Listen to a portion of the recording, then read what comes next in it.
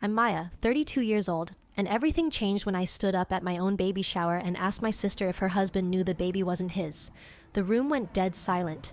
23 women in pastel dresses, holding half-eaten cake, staring at me like I just committed murder. My sister Brooke's face drained of all color as she clutched her rounded belly. The belly she'd announced was further along than mine just minutes before. "Does Tyler know it's not his?" I repeated, my voice steady despite my hands shaking. The question hung in the air like smoke, and I watched as my entire family's carefully constructed reality began to crumble. Before I continue this story, let me know where you're watching from in the comments. Hit that subscribe button and join me as I share how one moment of truth destroyed everything I thought I knew about family loyalty. Growing up as Brooke's younger sister meant learning early that I would always come second. She was born when I was 3, and from that moment forward, every milestone in my life became a rehearsal for hers. My first day of school was overshadowed by preparations for her starting preschool the following year. My high school graduation party was cut short because baby Brooke had an ear infection and needed attention. When I got engaged to Ryan after 6 years together, Brooke announced her engagement to Tyler just 2 weeks later, even though they'd only been dating 8 months.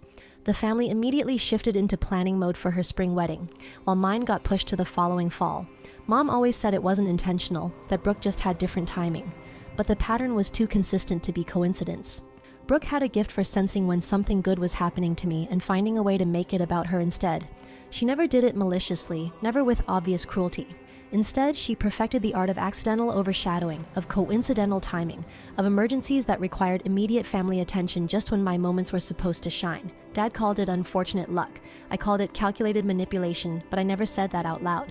The pregnancy situation had been particularly painful because Ryan and I had been trying for 3 years. 2 miscarriages at 8 and 12 weeks had left me cautious about sharing news too early, about celebrating too soon. When we finally made it past the first trimester and decided to tell the family, I'd planned it carefully.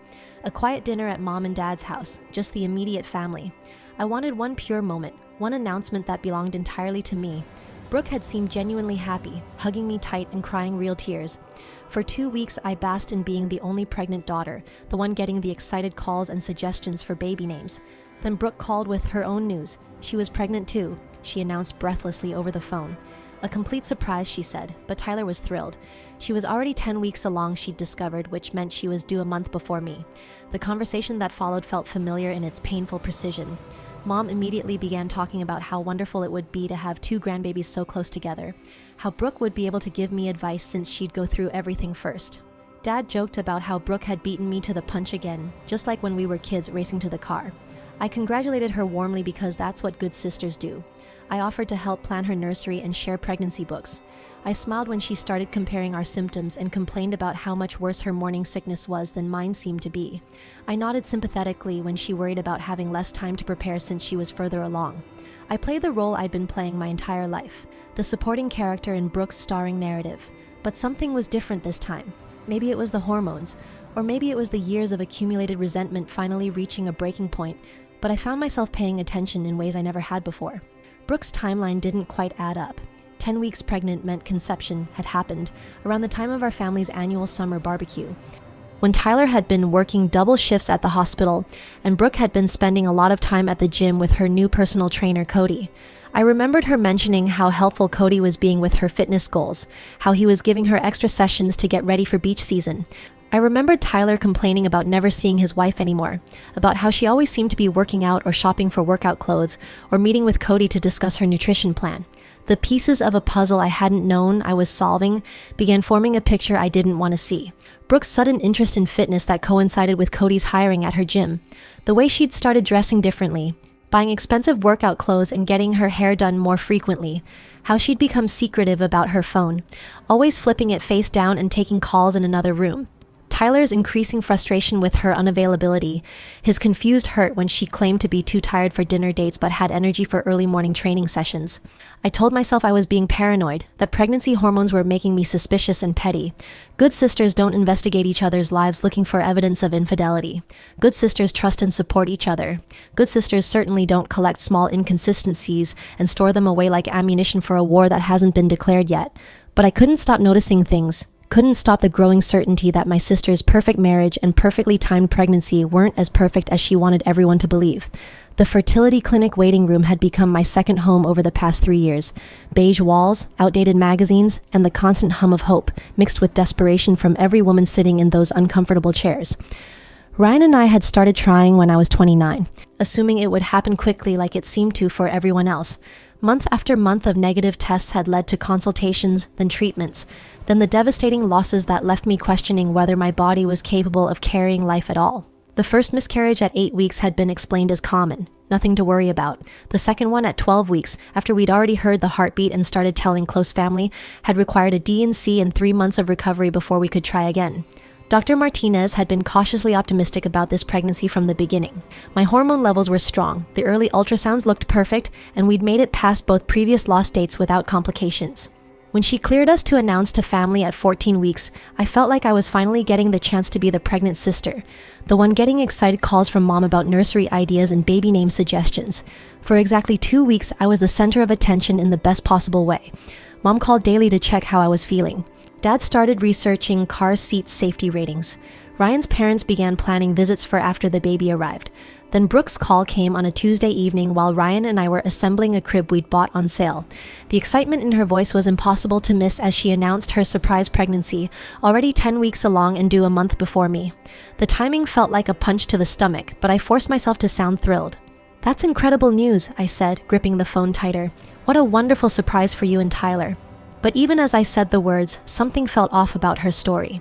Brooke had always been meticulous about birth control, often joking about her fear of accidental pregnancy before she was ready.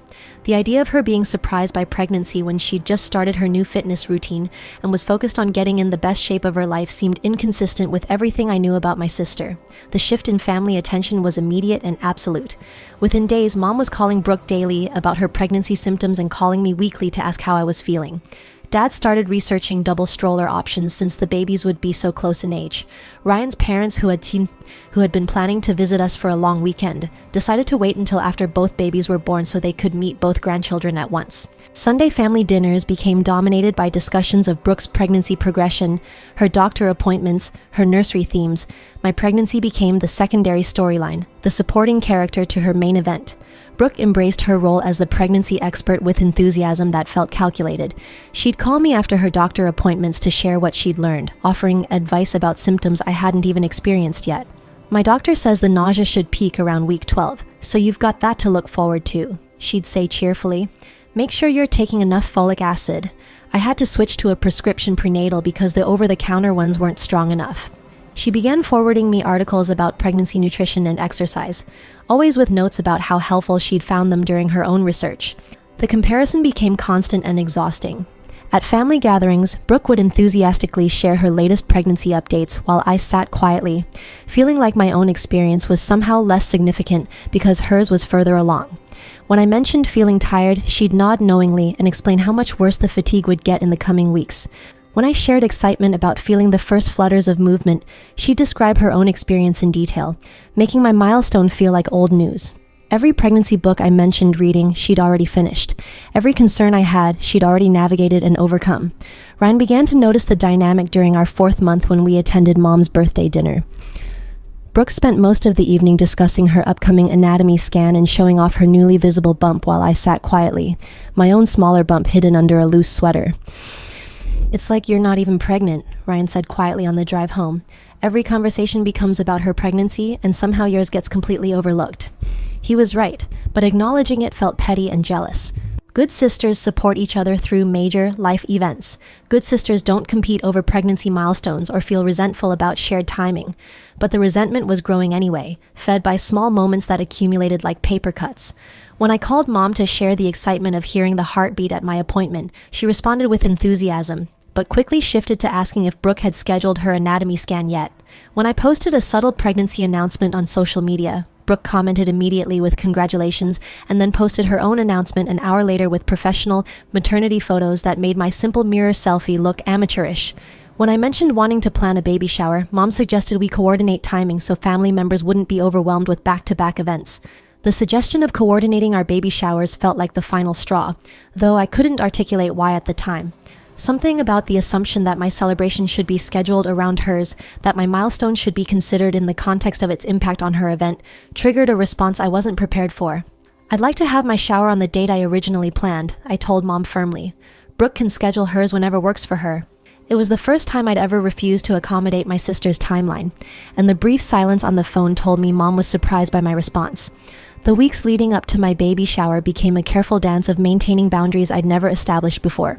When Brooke suggested we register at the same stores to make shopping easier for family members, I politely declined and chose different retailers. When she offered to help plan my shower since she'd been researching party vendors for her own, I thanked her, but explained that Ryan's sister was already handling the arrangements. Each small assertion of independence felt simultaneously empowering and terrifying, like learning to use muscles I'd never exercised before. 3 days before my shower, Brooke called with news that would change everything. She'd been to her doctor that morning and discovered she was actually further along than they'd originally calculated. Not 10 weeks when she'd announced, but closer to 12, which meant she was due 3 weeks before me instead of 4. "The baby is measuring bigger than expected," she explained excitedly. "Doctor, Peterson thinks I might have conceived earlier than we thought. Isn't that wonderful? We'll be even closer together than we planned." As she spoke, I found myself calculating backward, trying to remember exactly when our family barbecue had happened, when Tyler had been working those double shifts, when Brooke had started spending so much time with Cody at the gym. The security footage discovery happened by accident, which somehow made it worse than if I'd been actively looking for evidence. Dad had asked me to help update the computer systems at our family's real estate business, a small but successful agency that had been supporting our family for 20 years. Brooke worked there part-time, handling social media and client communications, while I helped with graphic design projects when they needed updated marketing materials. The office had installed new security cameras 6 months earlier after a break-in at the neighboring business, and Dad was struggling with the digital system that stored the recordings. I was sitting at Brooke's desk, trying to figure out why her computer kept crashing, when I accidentally clicked on the security software icon. The program opened to a grid of camera feeds from different angles around the office, with dates and times listed along the side. I was about to close it when I noticed something that made me pause. The timestamp showed recordings from 3 months ago, right around the time Brooke claimed she'd gotten pregnant. She'd been coming to the office late in the evenings during that period, claiming she was catching up on client files and social media posts after her gym sessions. What I saw in those recordings contradicted everything I thought I knew about my sister's schedule. The cameras showed Brooke arriving at the office around 8 p.m. on multiple nights, but she wasn't alone. A man I recognized as Cody from the gym was with her, and they weren't working on real estate files. The footage was grainy and the office lighting was dim, but what was happening was unmistakable. They were together in ways that had nothing to do with personal training or business consultations. I watched 3 different recordings from 3 different nights, each one showing the same intimate behavior in the conference room that had windows facing away from the street. My hands were shaking as I closed the program and stared at Brooke's computer screen. The evidence was undeniable, but processing what it meant felt impossible. My sister was having an affair with her personal trainer during the exact time period when she would have conceived the baby she was claiming belonged to Tyler. The timeline suddenly made perfect sense in the worst possible way. Tyler working double shifts at the hospital, Brooke spending increasing amounts of time at the gym, her sudden interest in fitness and new workout clothes, the secretive phone calls and defensive behavior when anyone asked about her schedule. I printed screenshots from the security footage with my hands trembling so badly I could barely operate the printer. The images were clear enough to identify both people, and the dates were visible in the corner of each frame. This wasn't speculation or pregnancy hormone paranoia. This was documented proof that my sister was lying to her husband, to our family, and potentially about the paternity of the baby everyone was so excited to welcome. The weight of knowing something so devastating about someone else's life felt crushing, like being handed a bomb with no instructions on how to defuse it. For 3 days, I carried the knowledge like a physical burden. I couldn't eat without feeling nauseous, couldn't sleep without replaying the security footage in my mind, couldn't look at Tyler without wanting to scream the truth. Ryan noticed my behavior immediately, but attributed it to pregnancy stress when I claimed I wasn't feeling well. "Maybe you should call doctor," Martinez he suggested when he found me crying in the kitchen for no apparent reason. "Pregnancy anxiety is really common, especially after what you've been through with the losses." I nodded and agreed to make an appointment, but I knew no doctor could treat the sickness I was feeling about my sister's deception. The family dynamics became unbearable during those days of knowing. Sunday dinner at my parents' house felt like participating in an elaborate lie, where everyone played their assigned roles while I sat with the truth burning in my chest. Tyler talked excitedly about preparing the nursery and how much he was looking forward to being a father. Brooke smiled and rubbed her belly, accepting congratulations and advice about pregnancy symptoms. Mom and Dad discussed grandparent responsibilities and how wonderful it would be to have 2 babies in the family so close together. I forced myself to participate in conversations about baby showers and nursery themes while knowing that half of the foundation our family was building these plans on was completely false. The moral weight of the knowledge felt impossibly heavy.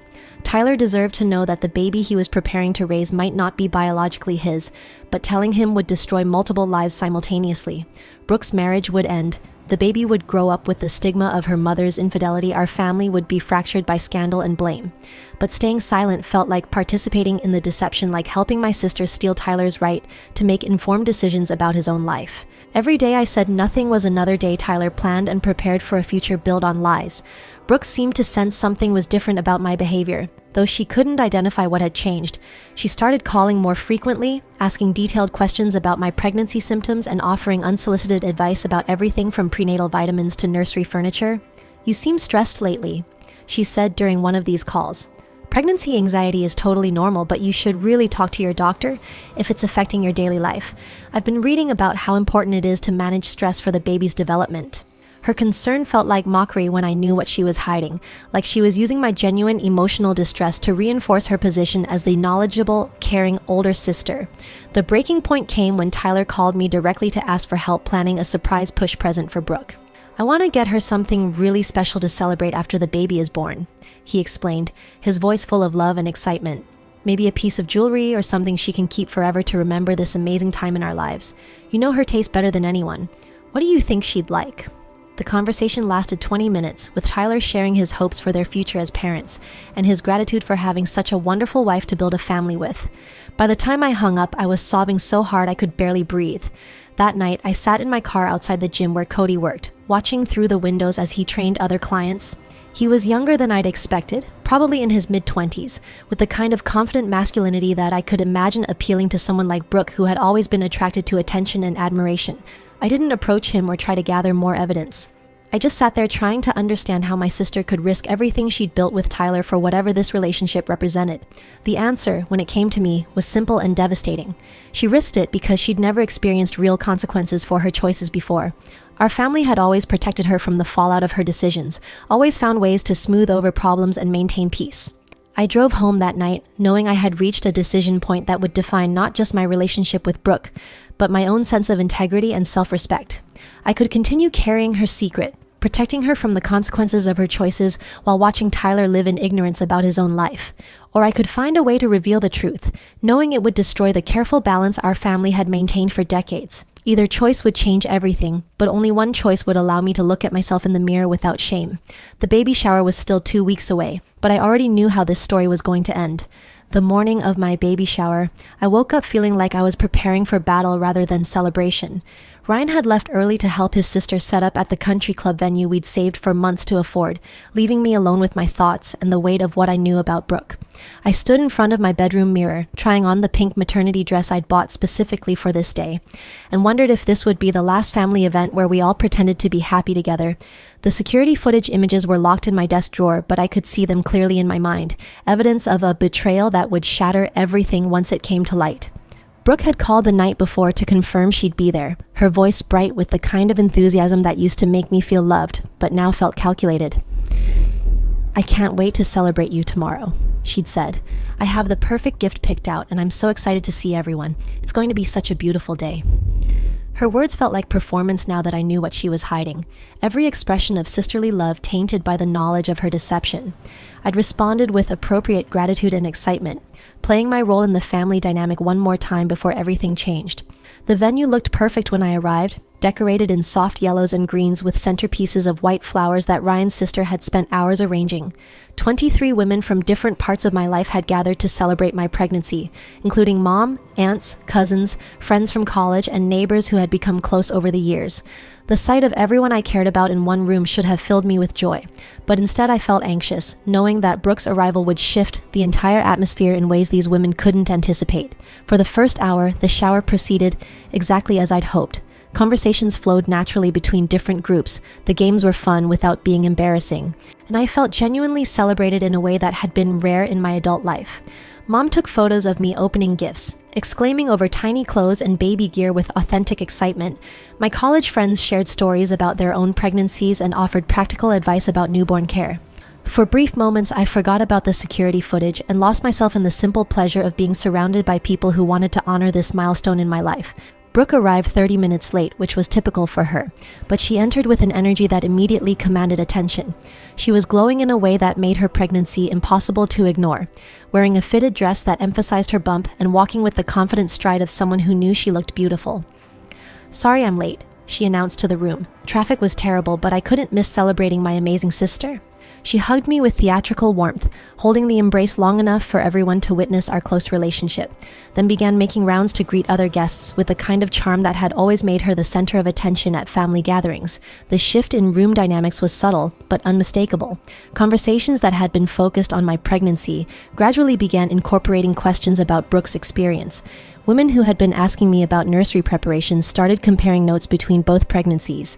The attention that had felt purely mine for one precious hour became shared, then gradually tilted toward the sister who was further along and therefore had more dramatic stories to tell about morning sickness, doctor visits, and pregnancy symptoms.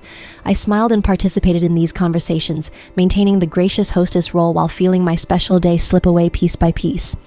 The gift opening segment should have been the highlight of the shower, the moment when I was truly the center of attention. Opening presents, chosen specifically for my baby. But even this became an opportunity for Brooke to insert herself into the narrative. When I opened a beautiful mobile, she commented on the similar one she'd already purchased for her nursery.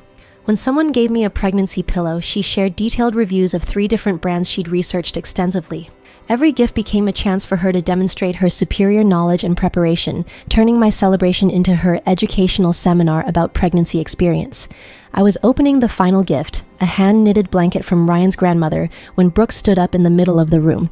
The sudden movement drew everyone's attention, and something about her posture suggested an announcement was coming. "I'm sorry to interrupt," she said, though her tone suggested she wasn't sorry at all. "But I have some news I just can't keep to myself anymore." The room fell silent with anticipation, 23 women turning expectantly toward my sister as she placed both hands on her belly with theatrical timing. "I'm pregnant too," she announced, her voice carrying the kind of joy typically reserved for first-time mothers.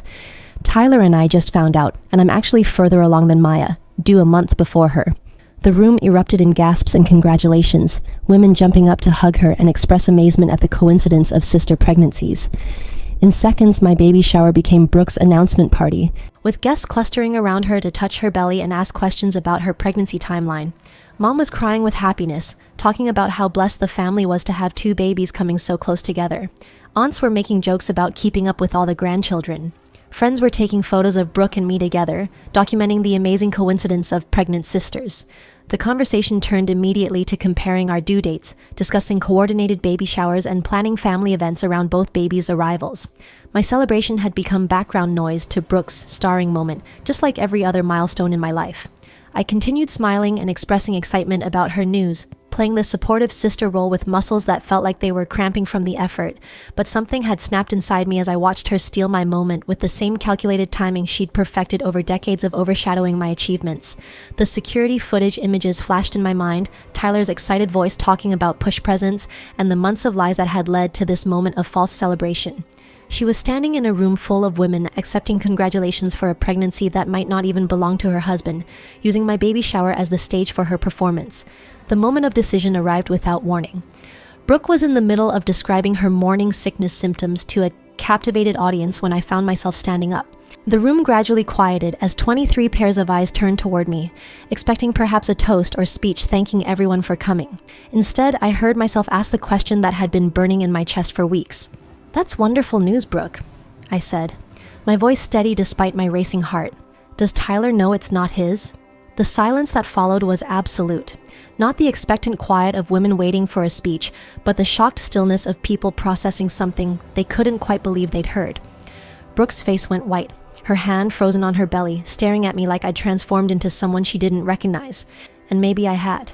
The silence stretched for what felt like hours, but was probably only seconds before the room exploded into chaos. "What did you just say?" Mom's voice cut through the stunned quiet, sharp with disbelief and growing anger. Brooke remained frozen in place, her face cycling through expressions of shock, denial, and panic while 23 women stared between us, trying to process what they'd just witnessed.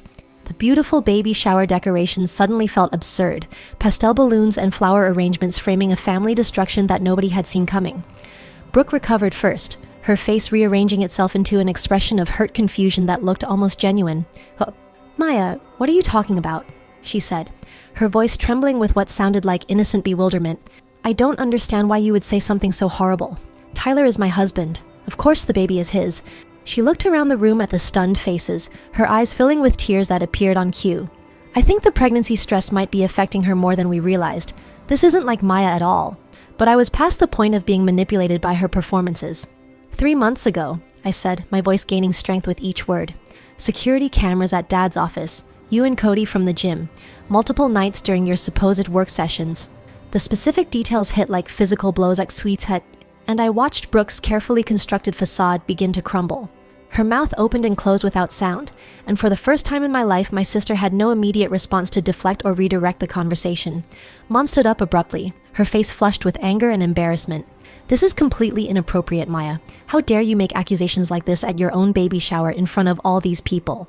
She gestured toward the horrified guests, some of whom were beginning to gather their purses and make quiet excuses about needing to leave. "Whatever issues you think you have with your sister, this is not the time or place to air them. You're ruining your own celebration with this behavior." Ryan's sister, who had spent hours organizing the perfect shower, looked like she wanted to disappear entirely. Several guests were whispering to each other, their shock giving way to the kind of uncomfortable excitement that comes with witnessing family drama. My college friends sat in stunned silence, having never seen this side of my family dynamics. The country club staff, who had been preparing to serve cake, hovered uncertainly by the dessert table, unsure whether to proceed or retreat. "The security footage has timestamps," I continued, looking directly at Brooke. "July 15th, July 22nd, July 29th. Those are the nights you claim to be working late on client files, but the cameras show exactly what kind of work you were actually doing." Brooke's face went from pale to green, and for a moment I thought she might actually be sick. The dates meant something to her, confirmation that I wasn't bluffing or making wild accusations based on suspicion. Tyler's name hung unspoken in the air between us, the absent husband who was probably at home preparing the nursery for a baby that might not be his. "Does he know?" I asked more quietly. "Does Tyler have any idea what you've been doing while he's been working double shifts to support your family?" The question broke something in Brooke's composure, and tears began streaming down her face, though whether from guilt or rage was impossible to determine. "You're lying," she said, but her voice lacked conviction. "You're jealous because I'm having a baby too, because I'm further along, because once again something good is happening to me instead of you. This is just like when we were kids and you couldn't stand it when I got attention." She was grasping for the familiar script, the pattern of making me the jealous younger sister who couldn't be happy for her success. But the accusations felt hollow now, meaningless in the face of documented evidence. The room began emptying as guests made increasingly urgent excuses about other commitments. Ryan's grandmother quietly handed me the gift she'd brought and whispered that she hoped everything would work out. My college friends hugged me awkwardly, promising to call later, their faces reflecting confusion about how a baby shower had turned into a public accusation of infidelity. Within 10 minutes, only immediate family remained, standing among the abandoned plates and half-opened gifts like survivors of a natural disaster. Dad arrived as the last guests were leaving, having been called by Mom, who was crying too hard to explain coherently what had happened. He surveyed the scene, taking in Brooke's tear-streaked face, Mom's furious expression, and my defensive posture, and immediately assumed I was the problem. "What the hell happened here?" he demanded. "Your mother said you accused Brooke of cheating at your own baby shower. Have you lost your mind?" "I have proof," I said simply, pulling out my phone to show him the security footage screenshots I'd saved. "Your office cameras recorded everything. 3 months of evening meetings that had nothing to do with real estate." Dad's expression changed as he looked at the images, his face going through the same progression of disbelief, recognition, and devastation that I'd experienced when I first discovered the truth. Brooke made one last desperate attempt to control the narrative. "Those images could be from any time," she said, though her voice was shaking. "They could be doctored or taken out of context. Maya has been acting strange for weeks, obsessing over my pregnancy, becoming paranoid and jealous. This is clearly some kind of breakdown caused by pregnancy hormones and stress from her previous miscarriages." But Dad was studying the timestamps and dates on the screenshots, cross-referencing them with his memory of Brooke's work schedule. "These are from the nights you said you were catching up on the Morrison account," he said slowly. "The nights Tyler called looking for you because you weren't answering your phone. The pieces were falling into place for him the same way they had for me, creating a picture that explained months of small inconsistencies and behavioral changes. Mom refused to look at the evidence, shaking her head and repeating that this had to be a misunderstanding, that Brooke would never do something so destructive to her marriage and family. "There has to be an explanation," she kept saying. "People don't just throw away everything good in their lives for no reason. This isn't who Brooke is." But her protests sounded hollow even to her own ears, the desperate reasoning of someone trying to deny undeniable proof. The confrontation ended not with resolution but with exhaustion. Brooke left without saying another word, gathering her purse and coat while everyone watched in silence. Dad said he needed time to process what he'd seen before making any decisions about involving Tyler. Mom announced she was going home and didn't want to discuss the situation further until everyone had calmed down. Ryan arrived to find me sitting alone among the debris of my ruined baby shower, surrounded by abandoned decorations and half-eaten cake. "What happened?" he asked, taking in the destroyed celebration in my tear-streaked face. I told him everything, from discovering the security footage to the public confrontation to watching my family implode in real time. He listened without judgment, holding my hand while I described the weight of carrying the secret and the relief of finally speaking the truth, even if the consequences were devastating for everyone involved. That night, as we lay in bed surrounded by unopened baby gifts, Ryan asked the question I'd been avoiding. "Do you think you did the right thing?" I stared at the ceiling, thinking about Tyler at home with Brooke, probably confused by her emotional state but having no idea his entire life was built on lies. I thought about the baby who would grow up with this scandal as part of her origin story, about the family relationships that might never recover from today's revelations. "I don't know," I admitted, but I couldn't keep living with the lie. Tyler deserves to know the truth about his own life, even if the truth destroys everything. As I spoke, I realized that somewhere in the process of exposing Brooke's deception, I had finally found my voice as something other than the accommodating younger sister. The cost had been enormous, but for the first time in my adult life, I had chosen truth over peace, integrity over family harmony. Whether that choice was right or wrong remained to be seen, but at least it was mine. Tyler called me at 6:47 a.m. the morning after the baby shower, his voice hoarse like he'd been crying all night. "Maya, I need to know if what Brooke told me is true. Did you really accuse her of cheating yesterday?" The question hung between us, loaded with the weight of a marriage that was either about to be saved or completely destroyed. I could hear the desperation in his voice, the hope that maybe this was all some terrible misunderstanding that could be explained away with reasonable conversation. "Tyler," I said carefully, "I think you should come over so we can talk in person. This isn't a conversation for the phone." The silence that followed told me everything I needed to know about the state of his marriage. Brooke had clearly tried to control the narrative when she got home, probably painting me as unstable and jealous, but something in her behavior had convinced him that my accusations might be true.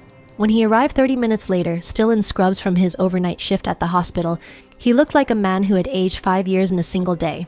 I showed him the security footage screenshots without commentary, watching his face as he processed the timestamps, the clear images of his wife with another man in compromising positions. His hands were shaking as he held my phone, zooming in on details that left no room for alternative explanations. "Jesus Christ," he whispered, setting the phone down like it had burned him. "How long have you known about this?" The question carried an accusation that I understood completely. How long had I watched him live in ignorance while I carried the truth? 3 weeks, I admitted. I found it by accident when I was helping Dad with the office computers. "Tyler, I'm so sorry. I didn't know how to tell you, or even if I should tell you. I kept hoping I was wrong about what it meant." He nodded slowly, still staring at the phone screen, and I could see him calculating the timeline in his head. The dates of the security footage corresponded exactly with the period when Brooke would have conceived, when she'd been spending all those evenings at the gym and coming home late from work. The conversation that followed was one of the most difficult of my life. Tyler asked detailed questions about what I'd observed in Brooke's behavior, when I'd first become suspicious, whether I thought the affair was still ongoing. I answered as honestly as I could while watching a good man's life fall apart in real time. He'd been planning to surprise Brooke with a push present after the baby was born, had already started shopping for cribs and car seats, had been excitedly telling his parents about becoming a grandfather. Every plan for their future was built on a foundation that might be completely false.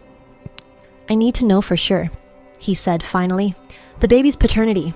I can't raise a child wondering if she's mine or if every time I look at her, I'll be thinking about this betrayal." He was right, of course, but the implications were staggering.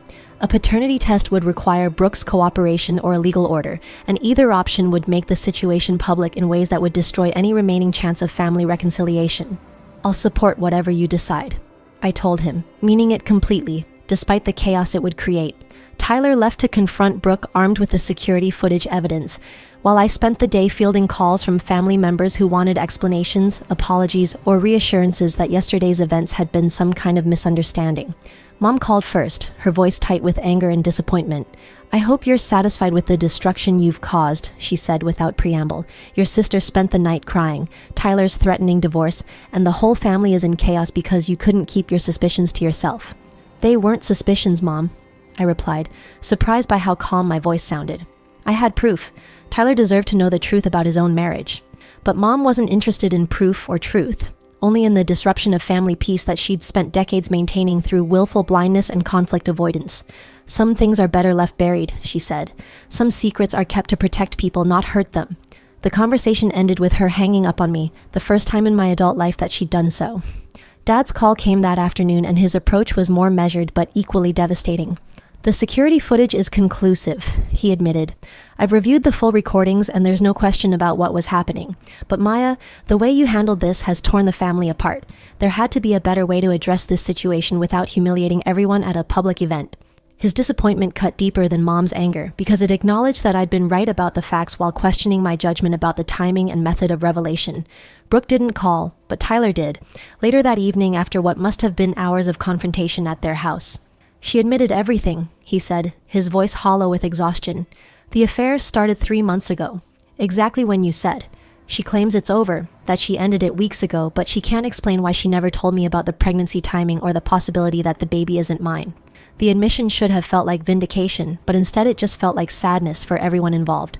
The paternity test became the focal point of family drama for the next 2 weeks. Brooke initially refused, claiming that Tyler's demands were cruel and unnecessary, that his lack of trust was destroying their marriage more than the affair had. She enlisted Mom and Dad as advocates, arguing that forcing a paternity test would traumatize the baby and create permanent damage to family relationships. But Tyler had moved out of their house and was staying with his brother, and his position was non-negotiable. He needed to know the truth before he could make any decisions about their future. The test required a simple blood draw from Brooke and could be performed safely during pregnancy, but scheduling it became a logistical nightmare complicated by family politics and legal considerations. Brooke wanted the results kept private between her and Tyler, while Tyler insisted that the family deserved to know the truth given how public the accusations had become. Dad threatened to fire Brooke from the real estate office if the scandal affected business relationships, while Mom blamed me for creating a situation that required such drastic measures. Ryan and I found ourselves caught between supporting Tyler's right to know the truth and managing the stress that all this family drama was placing on my own pregnancy. My blood pressure had been elevated at my last 2 doctor appointments, and Dr. Martinez was concerned about the impact of emotional stress on my health and the baby's development. "Family conflict during pregnancy can have serious consequences," she warned during a routine visit. "You need to find ways to minimize stress and protect your own well-being, regardless of what's happening with other family members." The results came back on a Thursday afternoon. Tyler called me within an hour of receiving them, and I knew the answer before he spoke. "It's not mine," he said simply. "The baby is not mine." The confirmation hit like a physical blow, even though I'd been expecting it. Somewhere in the back of my mind, I'd been hoping that maybe I was wrong, that maybe the security footage had captured an isolated incident that didn't relate to the pregnancy. But the science was definitive, and now everyone would have to live with the consequences. Brooke's world collapsed within days of the paternity results. Tyler filed for divorce immediately, citing adultery and requesting that Brooke's name be removed from their joint accounts and property ownership. The real estate office became an impossible workplace, with Dad struggling to maintain professional relationships while dealing with the scandal of his daughter's affair. Mom stopped speaking to me entirely, holding me responsible for the family's destruction, even though I'd simply revealed truths that already existed. The stress of watching my family implode while managing my own pregnancy became overwhelming. At 32 weeks, I was hospitalized for 3 days with pregnancy-induced hypertension that Dr. Martinez directly attributed to emotional stress. "Your body is responding to sustained anxiety and conflict," she explained while monitoring my blood pressure. "If this continues, we might need to consider early delivery to protect both you and the baby." Ryan stayed with me around the clock, fielding family phone calls and trying to shield me from the ongoing drama. During those hospital days, I had time to reflect on whether exposing the truth had been worth the destruction it had caused. Tyler was devastated but free to build an honest future. Brooke was facing single motherhood and social consequences for her choices. My parents were struggling with the collapse of their carefully maintained family image, and I was lying in a hospital bed, my own pregnancy complicated by the stress of everyone else's reactions to truths I hadn't created, only revealed. The weight of being the messenger who brought down the entire family structure felt crushing, even though I knew the structure had been built on lies from the beginning.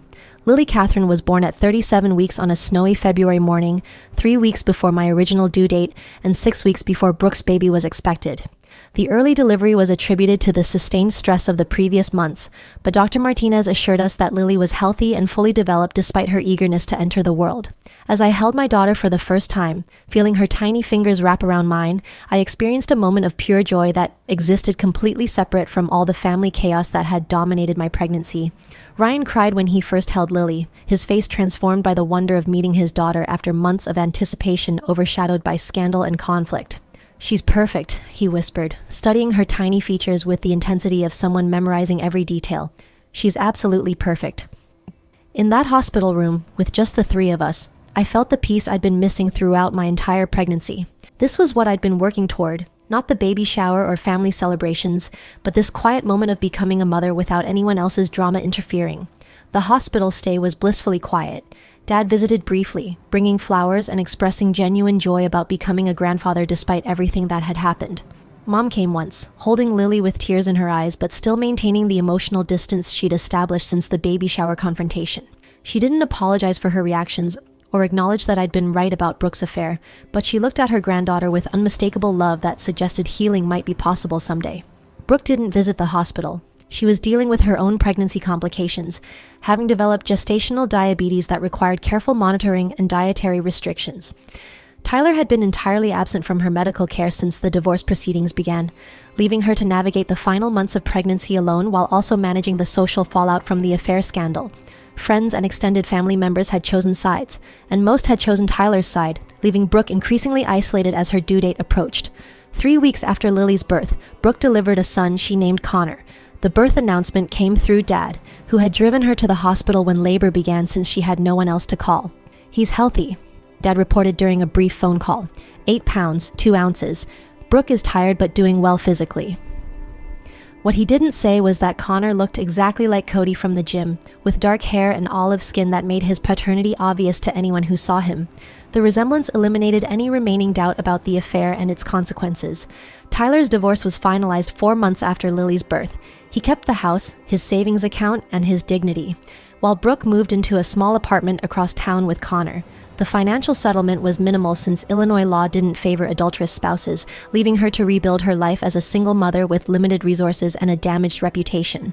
Dad let her keep working at the real estate office, but their relationship remained strained and professional. The easy father-daughter dynamic they'd shared before the scandal never recovered. Ryan and I settled into parenthood with a gratitude that felt amplified by everything we'd witnessed about how quickly families could disintegrate. Every ordinary moment with Lily felt precious. From midnight feedings to first smiles to the gradual establishment of sleep routines. We'd learned that happiness was fragile and that protecting it sometimes required difficult choices that other people wouldn't understand or forgive. Our small family unit became our priority in ways that might not have developed without the contrast of external chaos. 6 months after Connor's birth, I ran into Brooke at the grocery store. She looked exhausted in the way that all new mothers do, but there was also a defeated quality to her posture that suggested deeper struggles than sleep deprivation.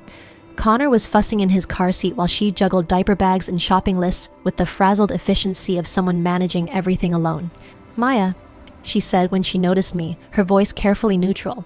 "How are you doing?" I asked, and meant it.